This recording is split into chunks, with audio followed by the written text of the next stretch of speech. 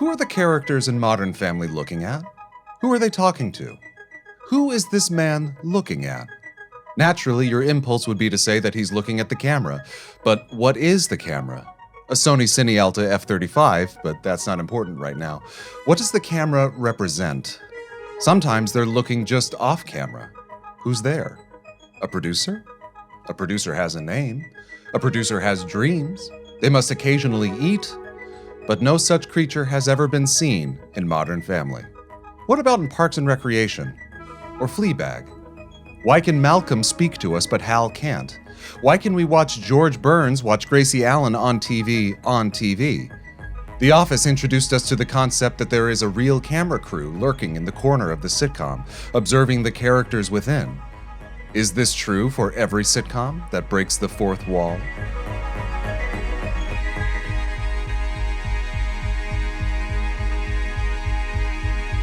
Let's define our terms. Merriam-Webster defines the fourth wall as an imaginary wall that keeps performers from recognizing or directly addressing their audience.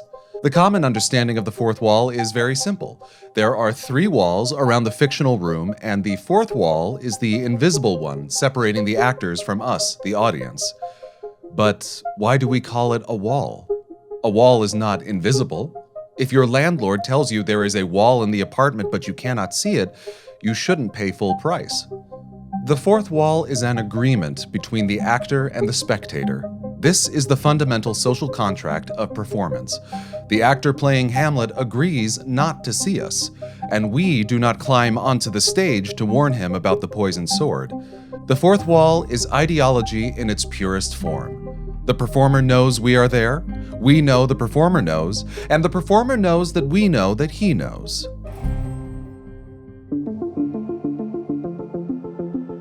In The Office, there is a documentary crew. In Abbott Elementary, the documentary crew has a stated raison d'être. What y'all think about this little film crew I brought in here? In Parks and Recreation, the crew is strongly implied but dramatically irrelevant. In Modern Family, the camera crew seems to have left behind its spirit, but not its body. This begs the question, where does the documentary crew park? There are over 8 million cars registered in Los Angeles County. For a film crew, that's a lot of parking. Space is at a premium, especially as cities grow wider rather than taller. Why don't we build buildings that look like this anymore? The answer might surprise you. Capitalism. 17% of television production is based in Los Angeles, a 28% drop from previous years. Runaway successes like The Pit are the exception. The characters of The Pit do not look into the camera, but the cinematography is handheld, just like it is in The Office. Both are set in Pennsylvania, but shot in California. Production is returning to Hollywood. Nature is healing. Late-stage capitalism.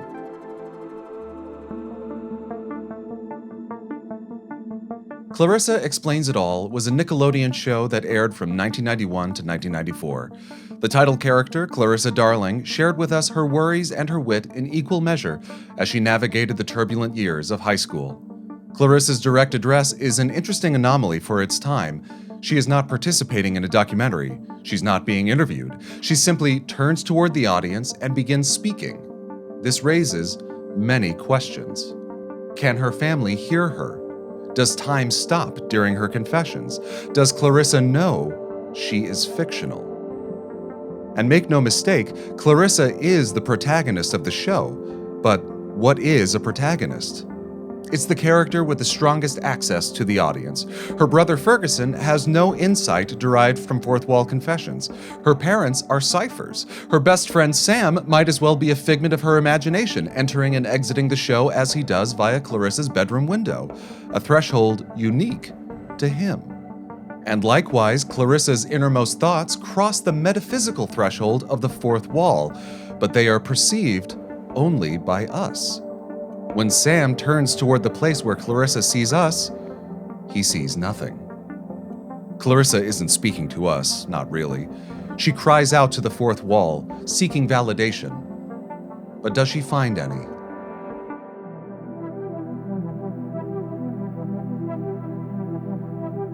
We encounter a problem. The Office is a British sitcom that was adapted in the US with the same comedy verite style. In The Office, the characters know they are being filmed. Take Jim, for instance. Dwight says something absurd, and Jim looks at us. This glance appears to create intimacy. Jim is saying, "You see what I must endure." We are not outside the room, we are there with him. More than that, Jim is confessing to us. He convenes a tribunal against Dwight. We, the audience, sit in judgment of him. Are we the instrument by which God sees Dwight? Are we God? On the other hand, in Modern Family, another American sitcom, the relationship is unclear. Who is filming these people? For how long? What is the documentary about? The mystery is not simply that the camera crew is never shown. The mystery is that nobody seems to be curious about them. The characters speak to a mute interviewer with the same intimacy and familiarity of medieval peasants speaking to the Almighty. They do not ask, "Who are you?" They don't even seem capable of asking, "Who am I?" The nightmare is not that somebody is watching us. The nightmare is that nobody is watching. That all our gestures, humiliations, little victories, and clever reactions will disappear without testimony.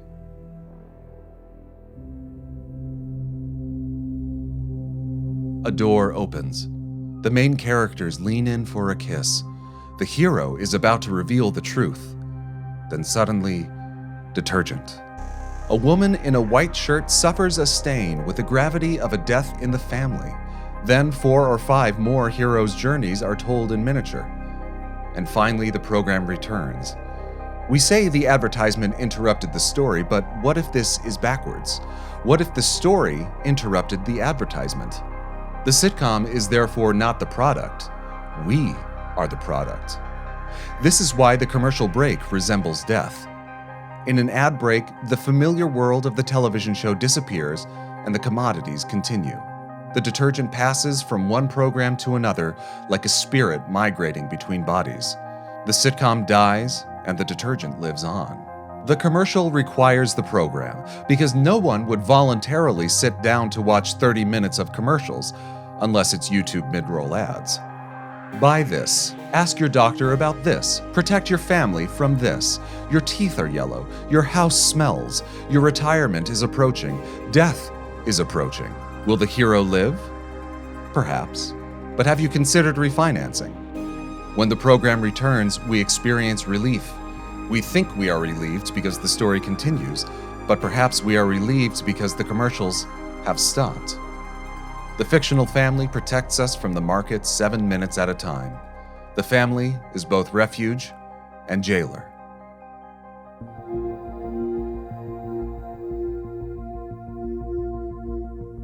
Let's depart the world of the sitcom and examine the 2 trickster gods of cinematic fourth wall breaking, Ferris Bueller and Groucho Marx. Both men speak directly to the audience because the audience is the only other intelligence permitted to stand outside the story. We are confederates in their schemes. Ferris looks into the camera and explains his methods. He tells us how to deceive parents, how to fool school administrators, and manipulate his friends. But this is not a confession. He's sharing his omniscient wisdom. Groucho undermines the entire apparatus of social order. He openly deceives Margaret Dumont and then tells us why. He undermines his own jokes, doubling down on the density of gags and reinforcing the idea that he alone knows what's really going on. Ferris Bueller and Groucho Marx reach across the divide to hold our hands and assure us that their reality is truth. Their gaze says to us, "You and I both know what this is." Ferris and Groucho are free. This is, of course, completely false. The audience may leave, but he must remain. I've got to stay here. But there's no reason why you folks shouldn't go out into the lobby till this thing blows over. The man who comments on the scene can never fully belong to the scene. When Ferris holds our gaze, he only temporarily exits his own life. Groucho's asides must likewise come to an end, and he must return to the social trap. We cannot help them. We can laugh. We can approve.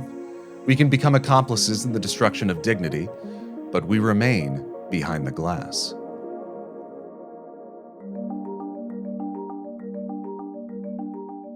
You might have noticed that I've been delivering this video in direct address form. I'm making eye contact with you directly.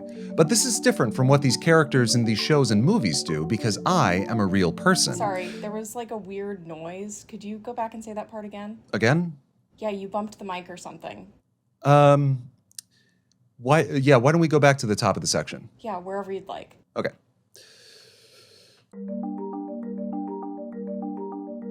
You might have noticed that I've been delivering this video in direct address form. I'm making eye contact with you directly. Sorry, I'm saying direct like twice in a row there. Is that bothering you? Not really, I think it's fine. Directly, is that bumping for you at all, or? No, I'm okay with it. Okay. Yeah, let's just take it back to the same spot.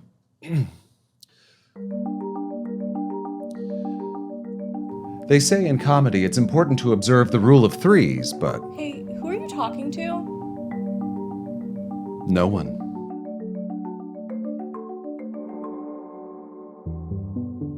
Mel Brooks's 1974 film Blazing Saddles features not merely another fourth wall joke, it is the biological endpoint of the form, the final grotesque amphibian crawling from the media swamp. At first, the film acknowledges that it is a Western. Then it acknowledges that the Western is artificial. Then the characters physically escape it. They do not speak through the wall. They trample it. This appears to be liberation. They have broken through the fiction. But behind the fiction, they do not find reality. They find another movie. In the architecture of artificial worlds, there are no enclosed spaces. There is no final wall. Behind one set is another set. And behind that, we finally find out where the cast and crew park. I'm parked over by the commissary. Finally, the characters enter a cinema and watch Blazing Saddles itself. The characters have become the audience. The audience has entered the film. The wall no longer separates anything because the categories it once protected have collapsed. This is the natural conclusion of breaking the fourth wall. Not communication, not self-awareness, but ontological vandalism.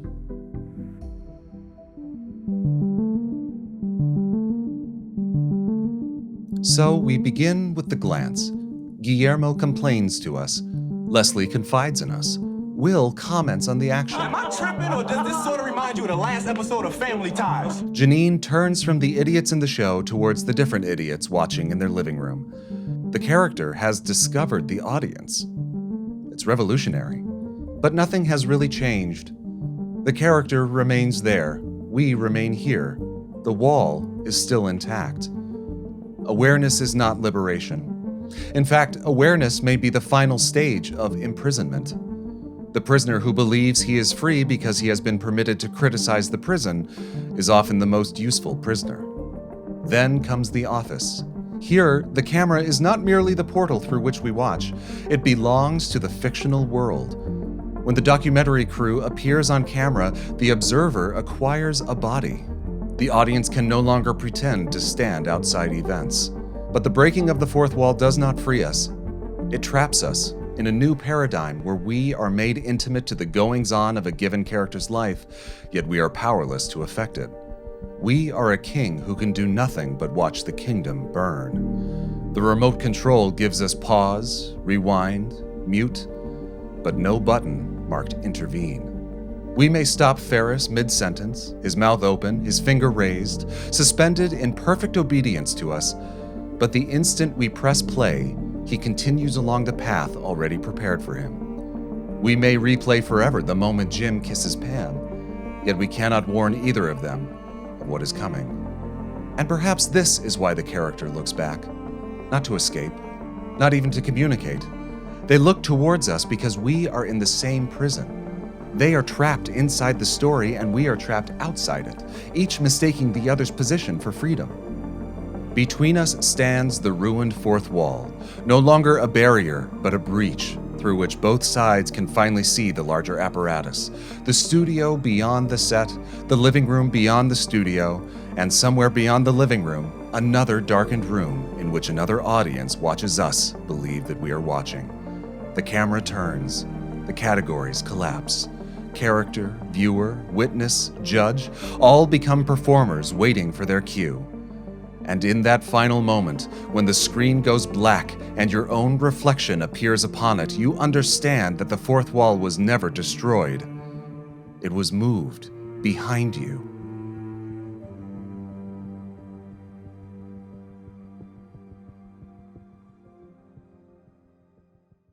Thank you so much for watching.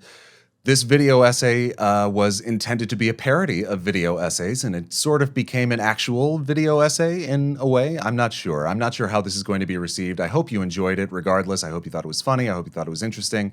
I have nothing more to add except that it is July in Los Angeles, and I am so warm. So the video's over now.